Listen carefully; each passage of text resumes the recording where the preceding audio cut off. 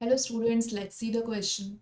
In the resting state of the neural membrane, diffusion due to concentration gradients, if allowed, would drive K plus into the cell, K plus and sodium out of the cell, sodium into the cell या sodium out of the cell. बहुत ही अच्छा question है.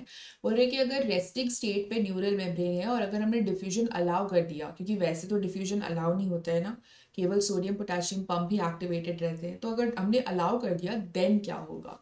ठीक है, तो इसके लिए हम समझ लेते हैं कि नॉर्मली क्या होता है. Suppose this is the inside of the cell and this is the outside.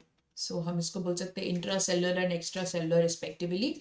So there is a pump which is known as sodium potassium pump which sends inside 2 potassium and sends outside 3 sodium ions. Okay, so this is the sodium potassium pump. Now because of which what happens, there will be a accumulation of sodium on the outside. तो outside में यानी कि extra cellular में बहुत सारा sodium जमा होने लगेगा. ऑब्वियस ही बात है क्योंकि सोडियम को बाहर धक्के मार के भेज रहा है और पोटेशियम को अंदर, तो पोटेशियम अंदर जमा होने लगेगा.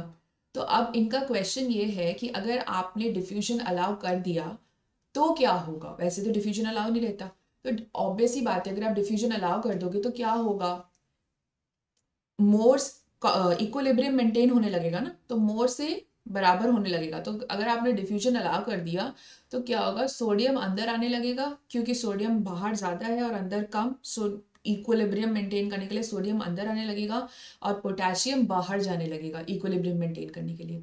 तो क्या होने लगेगा, सोडियम इनटू द सेल आने लगेगा, मतलब सेल के इनसाइड, और potassium will start going outside the cell.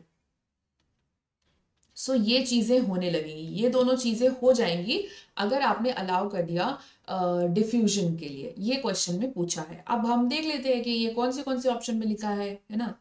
तो ऑप्शन ए में दिया है K plus into the cell. So ये तो गलत है, K plus outside the cell होगा ना.